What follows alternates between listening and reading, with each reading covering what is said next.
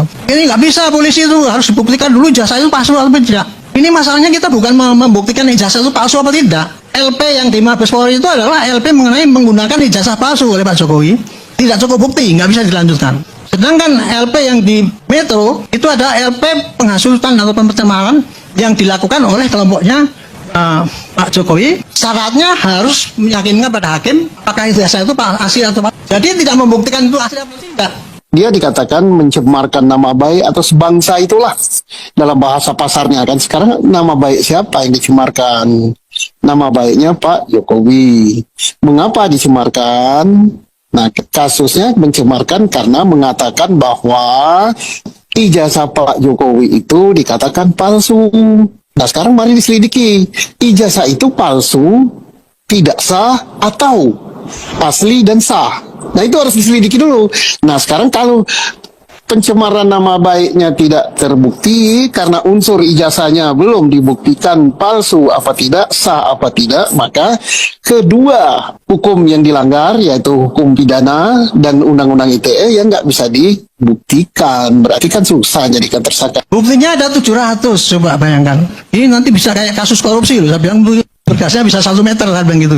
Walaupun yang ini setumpuk 3 meter, yang ini mungkin tumpukannya hanya 2 meter, kita nggak boleh mengatakan yang ini yang benar, yang ini nggak tidak benar.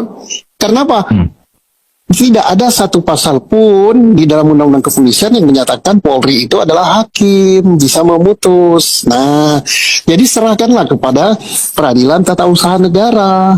Persoalannya, Pak Roy Suryo punya saksi ahli, punya bukti surat, punya saksi, punya setumpuk gini. Nah, Pak Jokowi dan UGM punya juga. Punya bukti ijazah yang masih disimpan, punya bukti tanda kuliah, punya bukti koran, punya saksi ahli sampai 100 berapa itu 68 ya. Iya. Kemudian punya juga saksi-saksi lain setumpuk gini. Kalau setumpuk gini lawan setumpuk gini, Polri harus bagaimana sikapnya? Mana yang benar ini? Tidak bisa Polri mengatakan keterangan ahlinya Pak Roy Suryo CS salah. Karena keterangan ahli yang ini mengatakan demikian. Berarti Polri telah memihak pada pihak sini. Nggak boleh.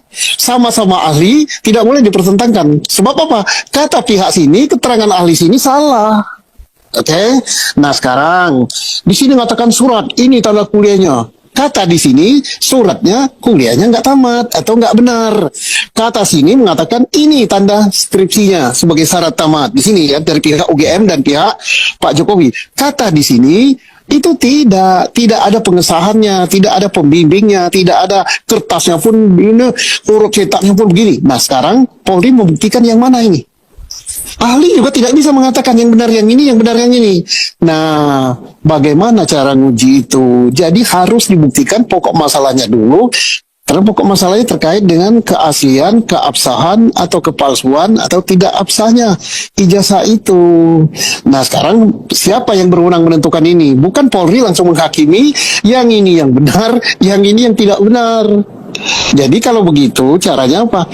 Kasihkanlah kepada yang berwenang. Di Indonesia ini kan ada banyak pengadilan, ya, jenis peradilan. Karena ijazah itu dibuat oleh UGM, UGM itu adalah pejabat tata usaha negara, dan ini dipersoalkan, maka harus diputus oleh Peradilan Tata Usaha Negara. Halo teman-teman, selamat datang di channel ini. Teman-teman, kita telah menyaksikan sebuah cuplikan video yang cukup menarik teman-teman untuk dibahas di channel ini. Tentu teman-teman, dalam channel ini kita akan membahas bagaimana kelanjutan dari kasus dugaan ijazah palsu Pak Jokowi yang menjadi perhatian publik akhir-akhir ini teman-teman. Dan ini mau dibahas serius di media sosial juga. Dan langsung saja teman-teman kita melihat bagaimana respon masyarakat Indonesia mengenai kasus ijazah Pak Jokowi ini. Ya, mari kita lihat satu persatu. Nah, dikatakan di sini teman-teman bahwa memang Jokowi itu rusuh, perusak bangsa ini, pejabat hukum banyak disuap. Nah, teman-teman, kalau kita melihat Pak Jokowi ini teman-teman, tentunya ya kita ketahui dulu bahwa dia adalah mantan presiden Indonesia ke-7 teman-teman, dan dia sudah banyak tahu trip dari setiap pejabat-pejabat teman-teman, karena dia sudah pernah menjadi nomor 1 di negara ini. Nah, Teman-teman, tanggapan-tanggapan dari masyarakat ini, masyarakat Indonesia ini teman-teman tentunya menuai berupa berbagai ragam teman-teman. Dan dikatakan di sini bahwa buah yang jatuh tak akan jauh dari pohonnya. Bapak sama anaknya 11, 12 rakus, serakah, tamak, dan mau berkuasa, selalu haus akan kekuasaan jabatan. Memangnya negara Indonesia ini kamu saja yang punya. Nah teman-teman, kalau kita melihat ya dalam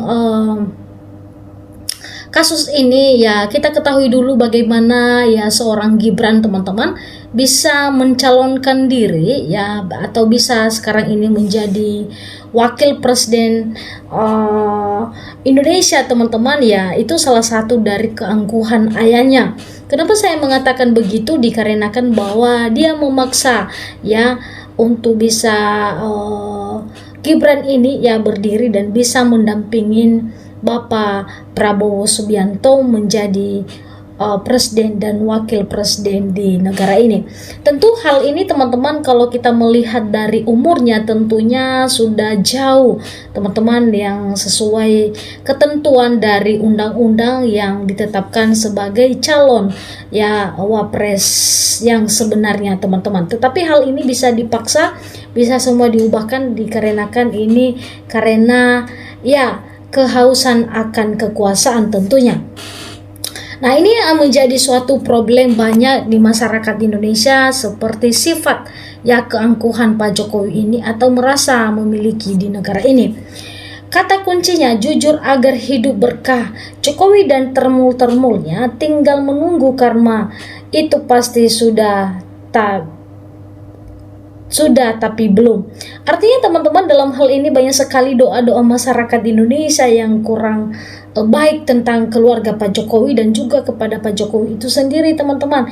Dikarenakan ya permainan trik yang sudah dilakukan oleh Pak Jokowi ini, banyak sekali masyarakat Indonesia muak dengan hal ini semua teman-teman. Karena Pak Jokowi itu bisa memaksa dan menghalalkan segala cara demi untuk berkuasa teman-teman. Polri pejabatnya sudah banyak dapat sogokan dari Jokowi. Penasihat Kapolri ya tadi mati-matian membela ijazahnya ya Pak Jokowi dan Prof dikatakan Mahfud, Jenderal dan Susilo Jural pun digituinya. Penasihat Polri nggak netral. Ijazah lebaran kertas potong materai semuanya asli, yang palsu adalah tidak sesuai dengan pemilik. Teman-teman, kalau kita melihat kasus ini teman-teman, tentunya kita tidak kaget lagi atau heran ya, karena kasus ini sudah begitu lama dibahas dan juga sudah begitu lama dibahas di media sosial teman-teman. Karena hal ini tidak ada kejujuran dari kubu Pak Jokowi, tentu masalah ini tidak secepat itu selesai dikarenakan titik dari penemuan ijazah Pak Jokowi asli itu belum ada teman-teman. Tetapi yang ada saat ini adalah banyak bukti-bukti bahwa ijazah Pak Jokowi itu banyak sekali mengganjal atau dikatakan palsu teman-teman. Tentu dalam hal ini masyarakat Indonesia begitu bertanya-tanya ya, dan juga ingin ya sekali melihat asli dari ijazah Pak Jokowi itu teman-teman, dikarenakan Pak Jokowi pernah berjanji ya kepada masyarakat Indonesia akan menunjukkan ijazahnya itu ke hadapan masyarakat Indonesia atau publik. Tentu hal itu masyarakat Indonesia menunggu dari janji Pak Jokowi itu. Nah di dalam hal ini kita sudah tahu teman-teman ya, sampai akhir-akhir ini atau sekarang ini Pak Jokowi belum juga menunjukkan ijazahnya. Nah inilah membuat semakin masyarakat Indonesia geram dan juga kecewa akan hal ini ya, dikarenakan Pak Jokowi kurang konsisten dan bertanggung jawab apa yang telah dia sampaikan saat dia diwawancarai teman-teman. Nah tentu masalah ijazahnya ini teman-teman tentunya banyak sekali ya masyarakat terlibat di dalamnya atau orang-orang terlibat di dalamnya. Dikarenakan hal ini ya tentu masyarakat Indonesia begitu tidak senang dengan kasus ya Pak Jokowi seperti ini karena Pak Jokowi tidak mau bertanggung jawab, teman-teman. Ya, di dalam hal ini silakan teman-teman memberikan komentar dan juga tanggapan teman-teman bagaimana menanggapi dan juga menanggapi cuplikan video ini, teman-teman, dan silakan untuk dibahas, silakan di komen ya dan di bawah kolom komentar. Sampai ketemu teman-teman di video-video selanjutnya.